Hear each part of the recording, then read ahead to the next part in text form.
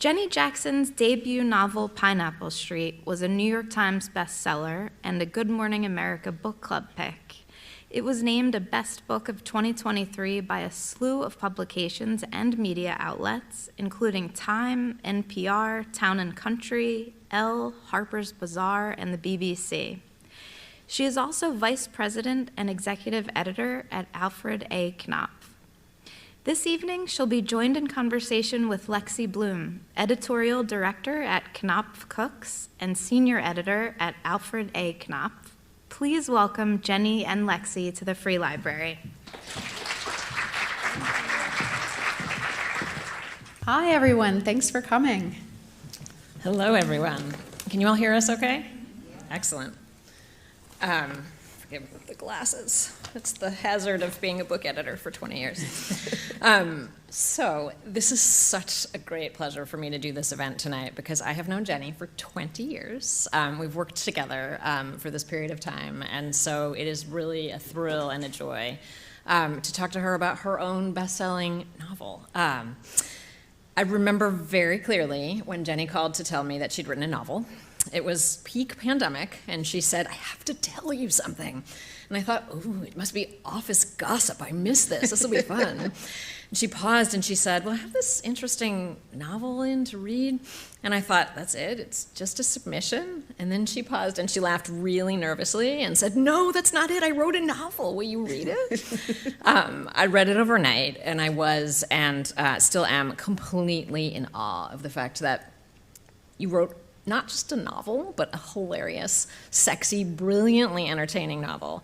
And also, she did this while the rest of us were just doom scrolling and freaking out. So, all that said, I wondered if you could talk a little bit about what made you want to write a novel in the first place. Oh, thank you, Lexy. It really means so much to be talking to you on stage and doing this. Lexy was my first reader and my most trusted early editor because I knew that she would tell me if the book was bad and that I would be embarrassing myself and that I shouldn't do it. It's very important to have a friend who will say, you're going to embarrass yourself, don't do this. So, it's funny, I had wanted to be a writer when I was younger, and I studied creative writing in high school and in college, and I thought that might be, the life for me, but the reality is, I wanted to be able to rent an apartment and to, earn a salary, and I couldn't quite figure out how to do those things. So I thought, okay, maybe I will go to the Columbia Publishing course and I'll get a job in publishing and I'll write on the side. But one of the things they tell you at the Columbia course, and a lot of times in book publishing, is that if you want to be a writer, don't work in publishing. You'll feel like, you're always the bridesmaid, never the bride. You'll feel like all the good stories are already taken. You'll feel like, that you're wasting all your creative energy on other people's stories. And I took that advice to heart. And I think there is a little something to that, because I also think a lot of your creative energy is being poured into the books you're working on, and that's your job. That's, that you're like a midwife for these books. That's what you should be doing. But then a weird thing happened when the pandemic hit. I felt like all of a sudden there were like these little wells of creative energy that were building up, and I didn't have a place to put them. And I was, like all of us, really lonely and frustrated, and waking up at 4 a.m. and staring at the ceiling and freaking out and trying to figure out, what do I do with myself to like emotionally get through this?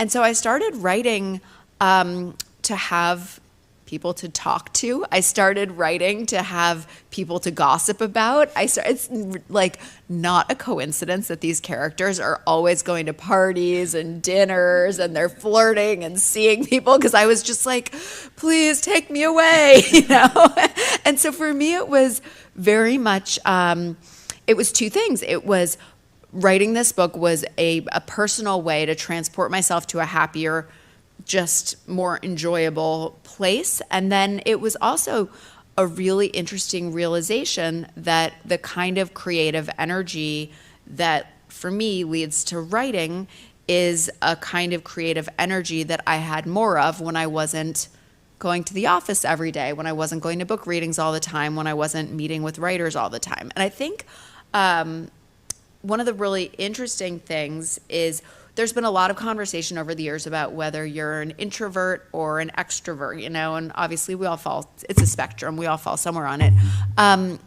And the pandemic was really hard for extroverts and hard for introverts in different ways.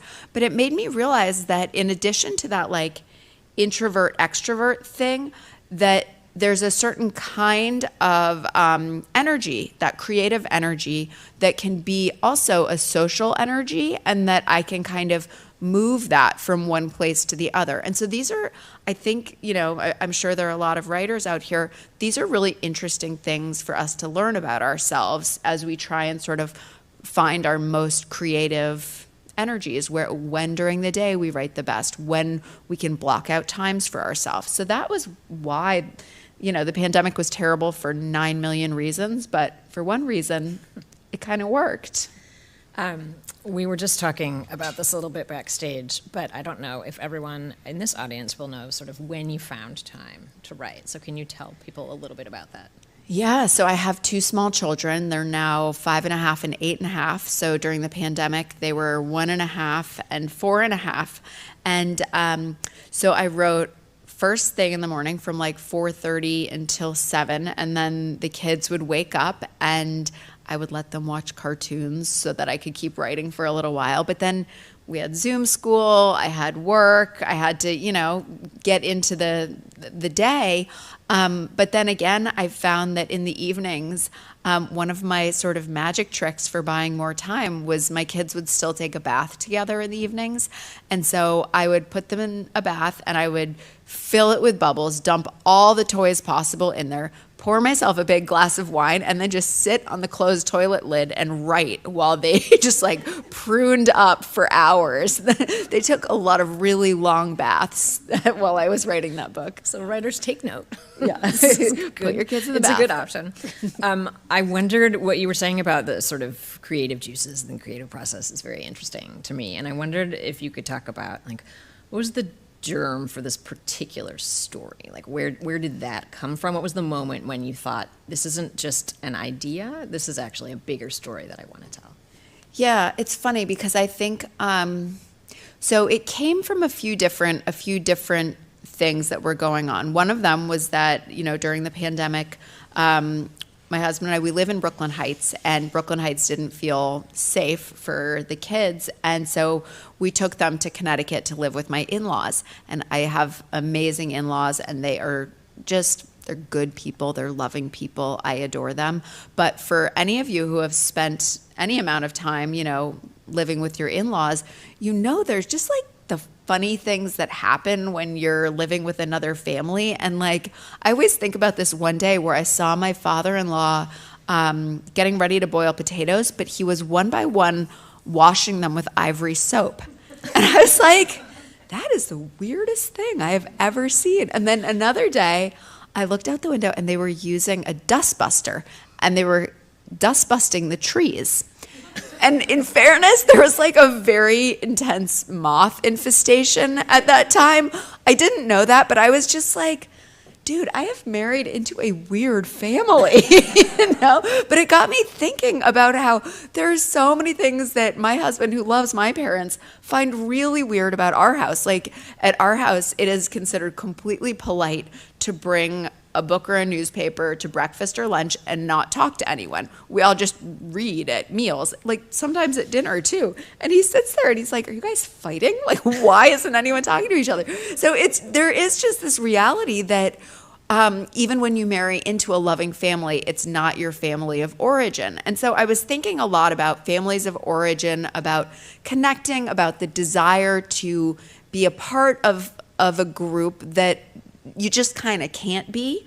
And then simultaneously, I read this article in the New York Times. It was by this journalist named Zoe Beery, and it's called The Rich Kids Who Want to Tear Down Capitalism. And it's a great read. It's about these socially minded millennial heirs who are set to inherit these vast fortunes that are at odds with their moral values. And so these young people are trying to give away their fortunes, which the family lawyers take exception to. And so it's about both our sort of cultural changing attitudes towards money, and it's also about what money means as a family legacy. And I got to thinking, okay, what would it be like to be a young sort of Gen Z person right now who was rich at a point in our country's history where there are more billionaires than ever, when this generation is set to inherit more money than ever before. But then also, what would it feel like to be a parent and to, have maybe had a lot of great success, or maybe shepherded your family legacy down, and to have your child say, well, everything you're giving me is morally bankrupt and I reject it.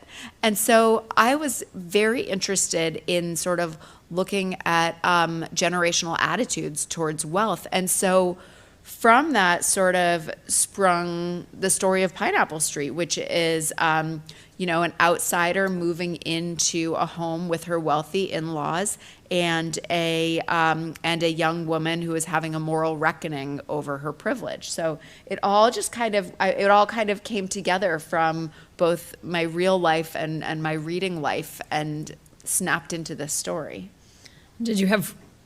Who came first? I'm curious of your characters. Was there one person who sort of appeared for you, or were they all kind of there before you?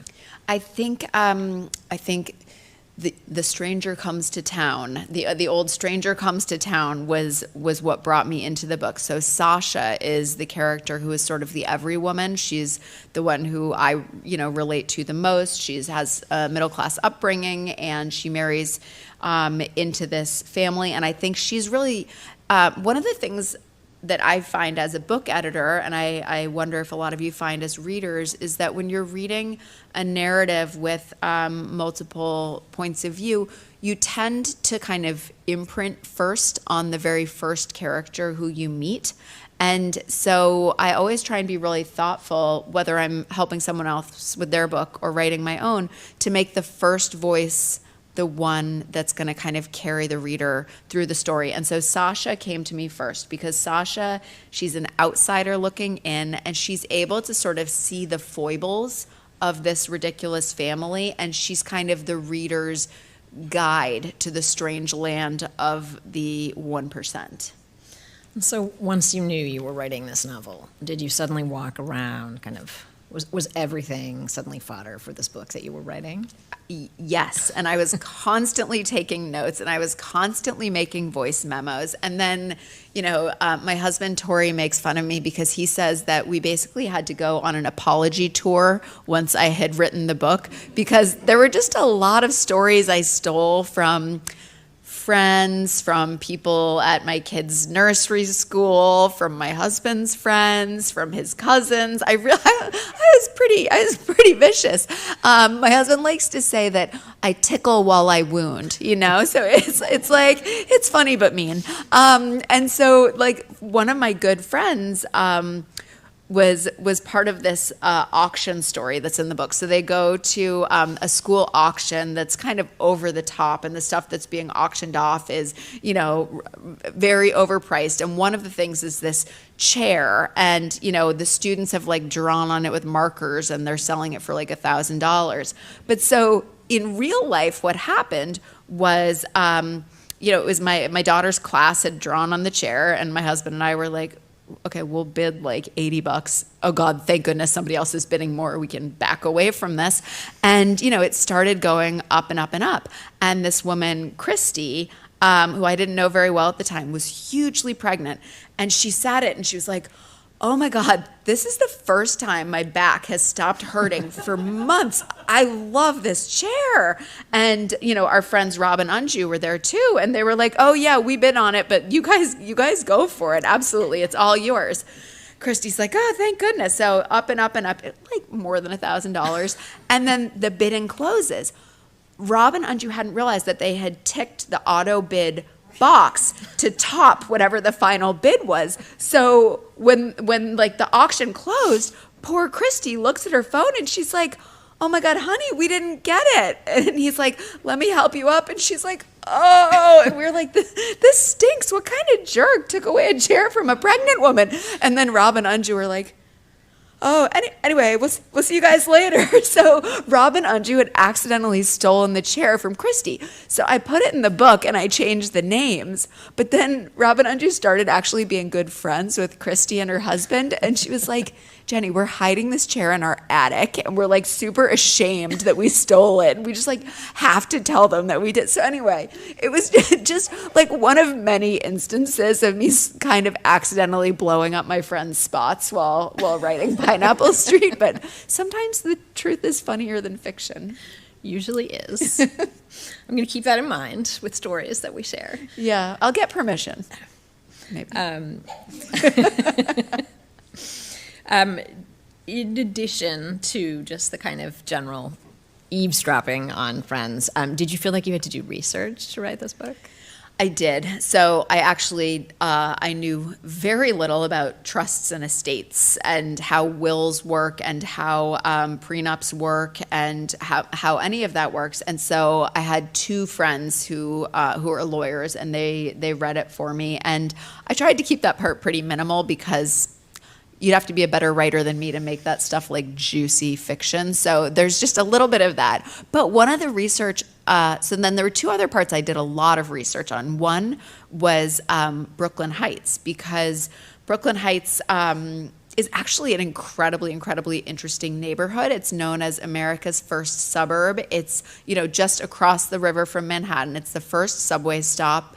It's historically preserved. It used to be like a huge area for the Jehovah's Witnesses. That's where they had the watchtower, where they printed the newspapers. It was a place where young Jehovah's would come and live for a year before then going back to their community. So there were all these huge buildings for them to live in. They ate communally. So there were these huge buildings where none of the apartments had kitchens, and then there would be dining halls, and then they had permission from the city to build these tunnels that connected all the Jehovah's buildings all through Brooklyn Heights.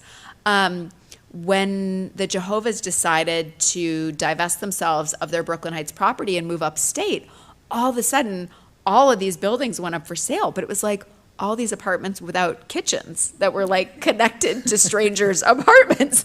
So it was this whole crazy thing where they had to fill all the tunnels with cement. And then it actually has changed the neighborhood in a huge way because it's already an expensive neighborhood to live in. It's like about a third more expensive than the other surrounding neighborhoods.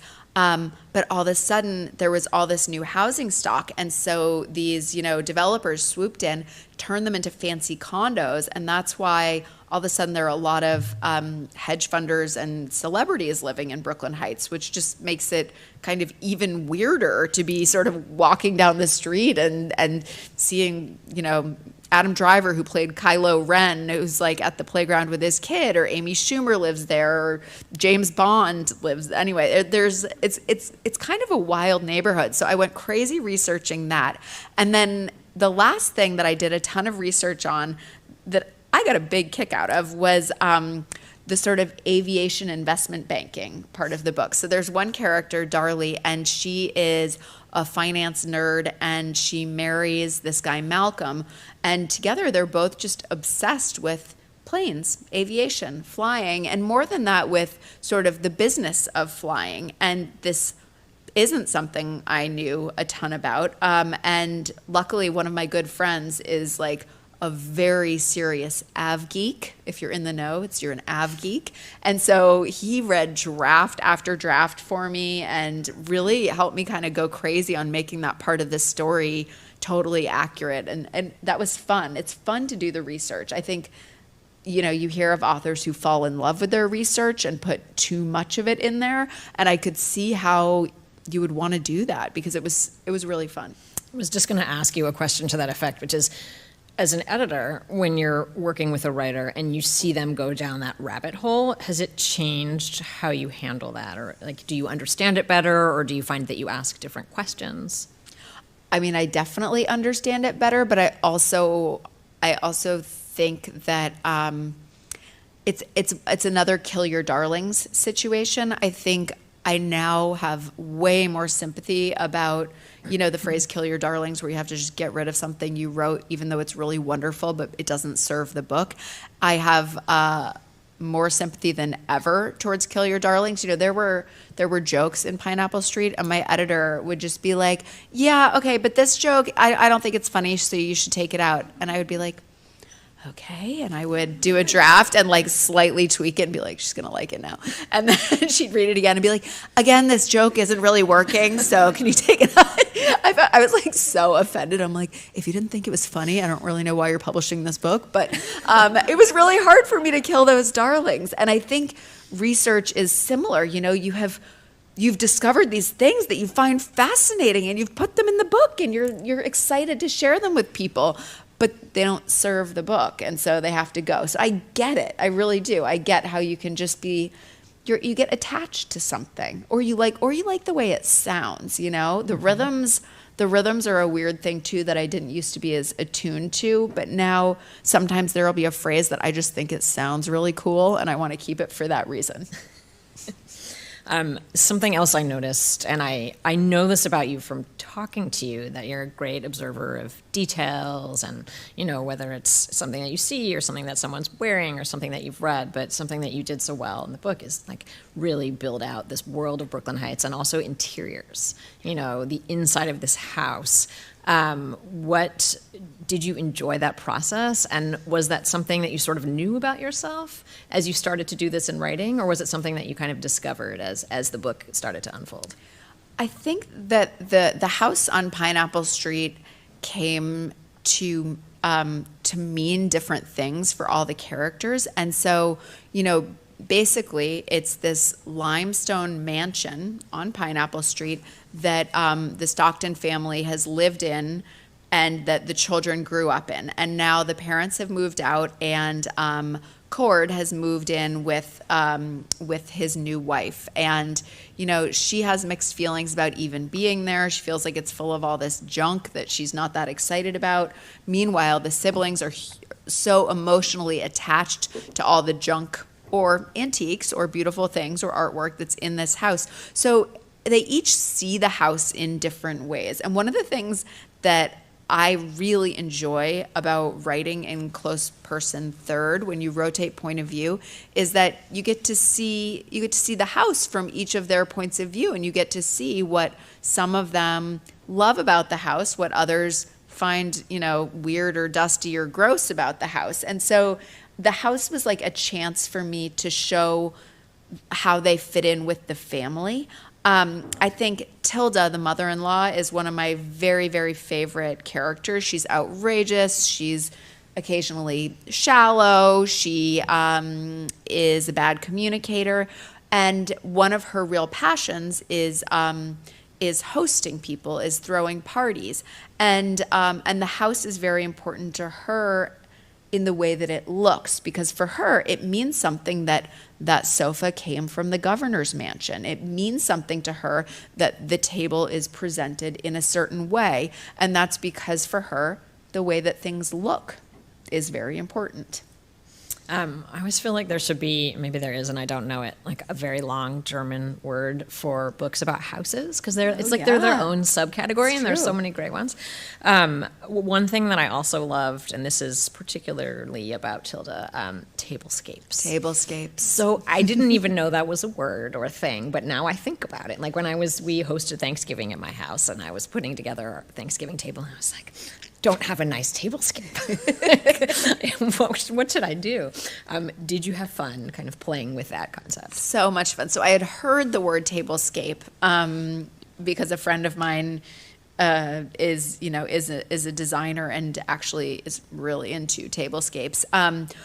But I had so much fun making Tilda obsessed with tablescapes, because it's just so like ephemeral, like you set a table for a meal and then you clear it all away. Like it's a very short-lived sort of art installation, but it's also an art installation where you get to show off some of your most expensive things, I'm actually, in a funny way, I'm making right now the connection to Kevin Kwan's Crazy Rich Asians when the mother has all of her friends over for a jewelry party so they can just lay out all of the jewelry and look at the jewelry. If you came to a jewelry party at my house, it would last 5 minutes and you'd be like, is that from J. Crew? Cool. But I think that like a tablescape it's sort of related, right? It's a chance to have people over to look at your expensive china, your wedding china, your expensive stuff. I will tell you one sort of funny tablescape story. So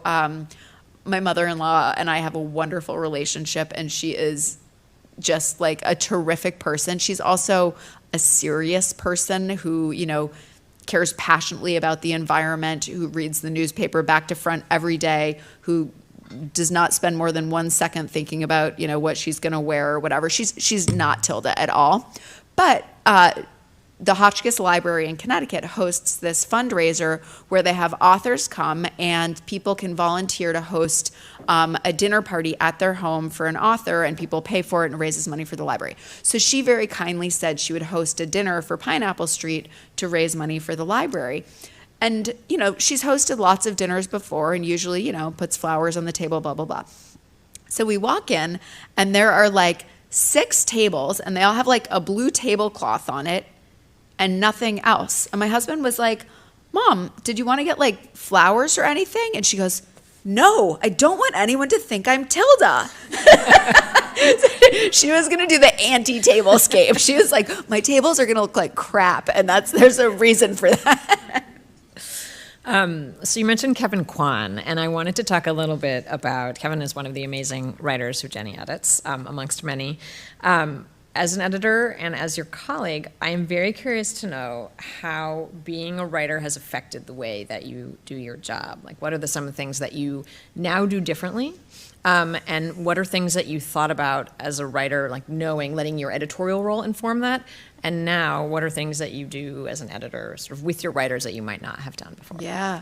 I mean, like, what an exercise in empathy. You know how when people become a doctor, they say, watch one, do one, teach one? Well, I feel like being an editor, I've sort of done it in the wrong order my whole life. I've watched books get edited, then I've told people how to write them, but then last I wrote one myself. So I did it all wrong, and I feel like having written it has given me a lot more empathy, and also I think I understand structure differently than I used to.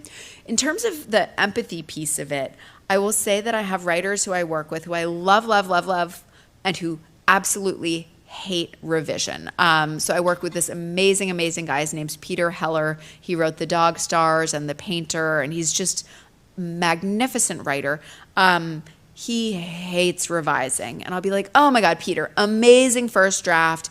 I think we need another 15,000 words. And he'll be like, oh, thanks, Jenny. I'll write 5. And I'm like, Peter, let's like do 10,000 words. And he's like, 7. And he'll come back and do 2. And I'm like, Peter. And I thought that it was because he was just like, you know, on to the next, like ready to move on. He didn't want to be in the book anymore. He wanted to do something else. I've realized it's something else. I've realized it's 2 things. One of them is that when you're writing, you're really in this kind of creative river, and you can hear the voices, and you have access to all of them, and scenes can come together, voices come together. It flows.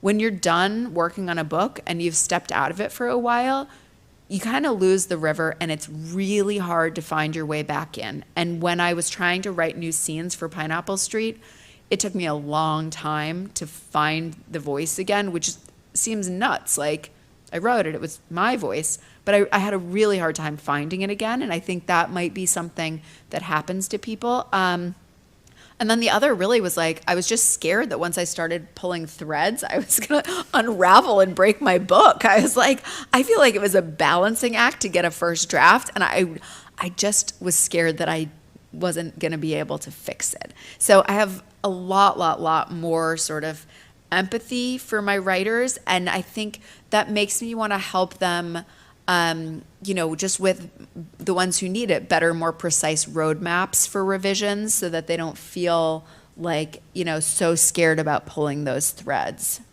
And how, you mentioned that it has also made you think differently about structure. How did it make you think differently? So I have never written a book in first person. I've never written a book with just one character. I was intimidated to do so because, my writer, J. Courtney Sullivan, who wrote Main and Commencement, she always writes rotating point of view. And Courtney said, jokingly, but also true, rotating point of view is the best because if you get stuck on someone, just put it down and go work on another one for a while and then you can come back to it. I found that to be absolutely true. Amazing advice. If I was not sure how, Darlie was going to react to something, I'd go hang out with Georgiana for a while. It was really nice to be able to rotate. The thing that I did not understand is that when you write in rotating point of view and then you have to move a plot point, so I had to move Malcolm's, minor spoiler, I had to move Malcolm's firing up to earlier in the book. Oh my God, it changed everything that happened after that. And this person could know this, but not this in this scene. And it was it was, well, probably not trigonometry, but it felt like it, it was very, very hard to revise. So my opinion now that I will not feel fully justified in giving until I actually try and write one narrator is that it's, for me, I think easier to write rotating point of view, harder to revise, but I think it might be easier to revise in if you write just one narrative strand. Such a smart point. Well, I don't know. It's my theory right now. It's a working theory. Do you have advice for your fellow editors, how to be a little more empathetic to their writers, maybe first-time writers in particular? Yeah. Okay. So, I have a lot. Let me settle in. So, one of the things that was funny is I had 3 editors. So I had an American editor, a UK editor, and I had a Canadian editor. And they're all amazing, amazing, amazing editors, and they gave great notes. And they each wanted to give me notes at the same time. When they gave it to me, the editorial letter was 12 pages long, and it was so overwhelming that I put it in a drawer and couldn't look at it for 2 weeks. It was too much. It was really, it was too much for me. And so I think that there are a number of writers who I edit alongside foreign partners. I edit Emily St. John Mandel, and there are 3 of us that work together on that. Gabrielle Zevin, there are 3 of us who work together on that. So a lot of the bigger writers, there are a few of you who work together. And I think that trying to really streamline that so you're not overwhelming the writer off the bat is valuable. I also learned a funny lesson during the bidding process for the book. So one thing that we do in publishing is the agent will often send a manuscript out wide to a dozen editors or 20 editors, and then the editors who like the project schedule calls to talk to the author. And I've been on the editorial side of hundreds of those, and they kind of work the same way. Hey, I love your book. It's so amazing. Best thing I ever read. I think you're a genius. So have you thought about how the ending falls apart? and then you go from there. And when I was doing these calls, I found it so hard. And for me, it was extra awkward because I personally knew all of the editors who I was having these conversations with. And I think they probably thought I had thicker skin, and that also they needed to show that they were going to edit me. It's really hard to have 12 phone calls in a row with people telling you that your ending is stupid. You kind of start to feel bad after a while. And so it is important to, you don't want to just pretend on the phone with a writer that you're not going to make them change anything, but it has made me modulate that early conversation to really lean hard on the positives and let them know that while I am excited to work with them and we will do editorial, I am a fan and I'm going to be their ally, because it's overwhelming for writers to get that much negative feedback all at once. It's funny because as an editor, not having written a book, you feel like you have to show that you're doing your job. Yeah, but that's and you also want to write the true. 12-page editorial letter. That's also true Yeah. because I did have a conversation with one person who didn't give any feedback, and afterwards I was like, I don't know, I don't think you're going to make the book better, so I didn't pick her. So you talked about having to make changes. How different is the final book from your first draft or what you first submitted? It's definitely it's a longer book and it's a more layered book. So the first draft that I submitted was 60,000 words and the final is 85,000 words. So it grew by quite a bit. It was funny, I hadn't realized, but Sasha's story in the original draft had a lot of backstory without a whole lot of front story momentum, and so I had to work on increasing that. And I do this really funny thing. So one smart thing that screenwriters often say is they tell you to just never save anything. Put all your action up front. And one of my bad habits as a writer is I save my exciting thing. And so I always knew what was going to happen with Georgiana and the money. And I was writing happily away. And then I got to about 90% of the book and then was and now I'll put it in here. And it's why did I do that? Because then it's you don't have as much time to explore and enjoy it. So in editorial, I had to move a lot of the thorny, interesting stuff up to earlier in the book. And that's something that I'm trying to be more mindful of, writing something new and trying to start with some of that thorny, fun, messy stuff rather than saving so much for late in the book. I was wondering about what might seem a vexed relationship between your editing and your writing. And I know that you're a wonderful editor and you give wonderful advice to your novelists. Did you have to put everything away, your persona as an editor, and just let your own creative being surge without even thinking about any advice that you would give to you? Yeah, it's funny. I think the weirdest, hardest part for me was actually the sponginess of language and how, when I'm, as an editor, when I'm reading someone's book, I think that one of the things that makes me a good editor is that I can hear the way they think. I can hear the way they talk. I know the words that they use. I know their patterns. And that helps me say, hey, I don't think this character would say this right here, or this dialogue doesn't sound like this character. And then I end up, when I write copy describing the book, I also try and use that author's, if not voice, their sort of vibe, for lack of a better word. I'm trying to really get that whole piece and I'm trying to be their mimic. I'm trying to be their parrot, and I think that that's the work of a good editor. Is I'm not, Gordon Lish was a famous editor who later, people felt like he kind of put his will onto Raymond Carver and some of his writers. That's not what I ever want to do. I always want I want to make my writer the most perfect version of themselves, but it means that you inevitably kind of start to, it's like when you go to England and start speaking with a British accent. You just soak it up a little bit. So I found that to be a really big challenge while I was writing, because I would occasionally need to put Pineapple Street to the side and dive into someone else's world for a couple weeks to edit something.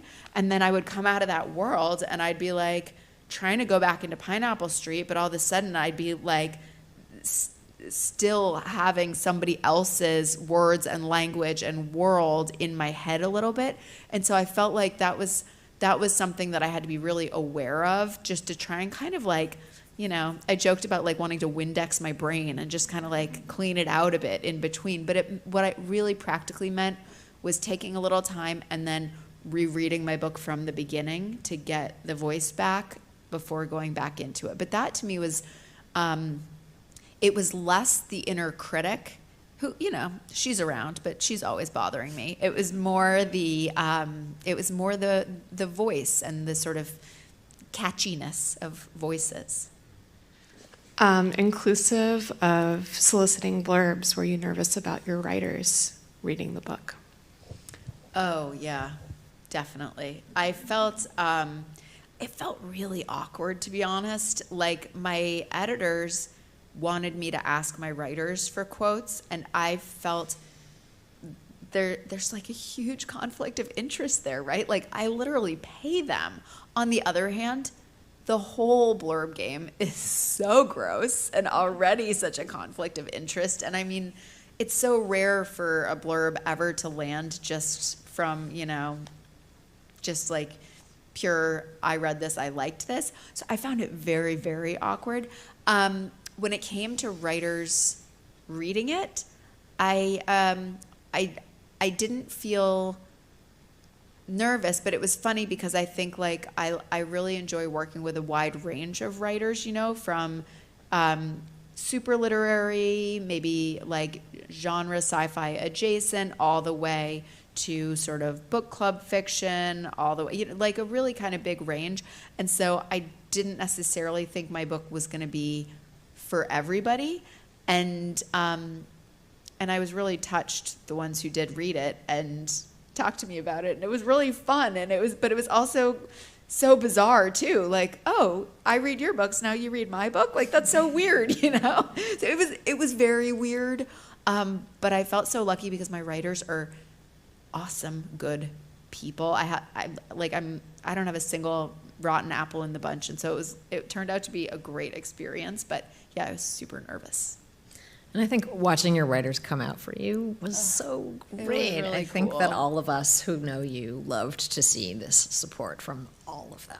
It's very really nice, exciting. right? Because I think that it just speaks to their character, because I think that could have felt bad, right? It could have felt like, you know, like that's not your job. Like, what are you doing? You know, but instead it was really, really It was just sweet an and outpouring cool. of love. It was really nice.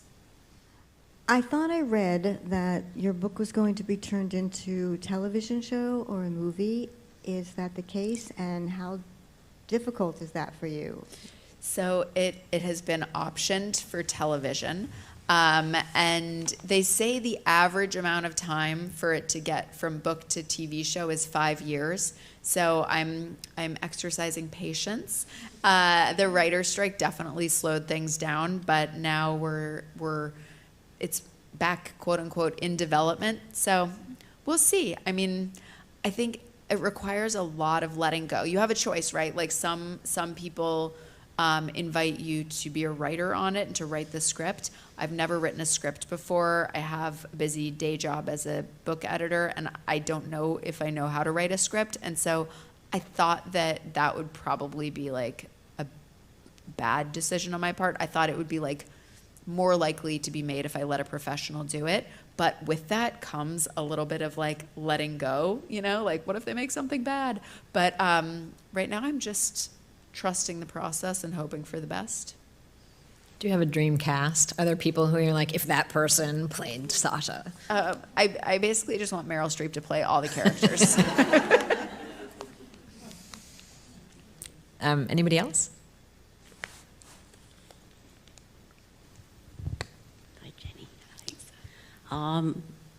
I'm curious that you're a very young woman and you went into this field of editing.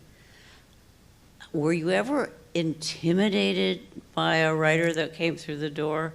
Like, how can I possibly, in my station in life, criticize something that this person has written? I just think it would be so scary. Yes. In fact, even very recently, I edited the last two Cormac McCarthy books. Yeah, but I felt like I knew.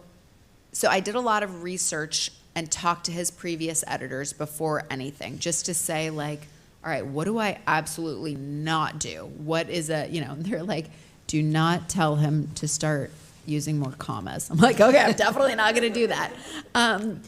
So I was aware early on that it was very helpful to know what he wanted and didn't want from me.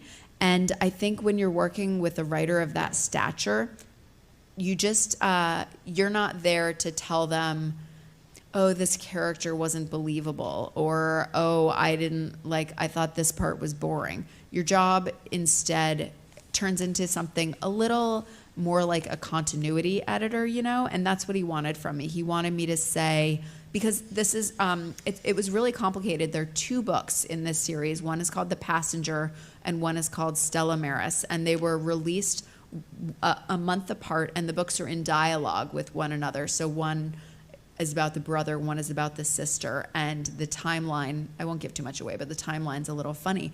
But it means that it was very hard between the 2 books to constantly be reconciling what year happened here, what happened to the envelope of cash that you see in this book and then later in this book. There were just, so many things to keep track of. Also, he doesn't use a computer. He used a typewriter. And so I never had an electronic file of it.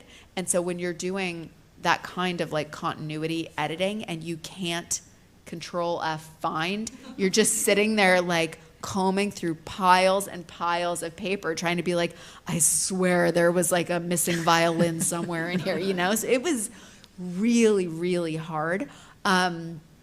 Also, I suggested things that he didn't like, and he wasn't ever rude about it. He did one time reply, "Oh God, no," to one of my suggestions, but that's fine. I took that in stride. I hope you framed it. I did. I saved that one. But one of the other really interesting things was that Hollywood scouts were so obsessed with Cormac McCarthy, and so many amazing movies have been made that we had to be absolutely cloak and dagger with those manuscripts. So they were never sent electronically. There was a copy in my office, a copy in Sunny's office, and we each had them locked in a drawer so that no one would be able to get to them. And you weren't allowed to ever make a photocopy at the Repro Center. And this is a crazy story, but once a long time ago, Lexi's like getting chills because she remembers this too. When we were, 20 years ago, when we were assistants, one of his manuscripts was sent down to the reproduction center to have copies made in the basement of Penguin Random House. And there was a mole. There was somebody who worked for Hollywood who was at that time in the Repro Center, and they leaked it to Hollywood. That was for No Country for Old Men. And there was hell to pay. So striking fear in the heart of editorial assistants everywhere. Exactly. So we really it was stressful on about 45 different levels. It was like, don't offend the master, don't leak it to Hollywood, and try and find the violin on page whatever. It was hard. Are you going to return to the story, to these characters? I would really like to, but I want to try and do something else first. The thing that I've been really gratified by and think is so fun is people want more of Georgiana and Curtis. I think that it's there's going to be a lot there, and there's not a lot on the page right now. One of the ideas that the film people had were that if they were going to turn it into a multi-season show, every show would focus on the new inhabitants of the limestone, and so the next one would be focused on Darley's family now that Cord and Sasha are moving off to Red Hook. So I thought that seemed fun, so maybe. But right now I'm working on something that's set in my hometown of Ipswich, Massachusetts, and so it's fun to go back there a little bit. Well, that is all we have time for. Oh, thank you, you, Jenny. Lexy. Thank you all for coming out. Everyone.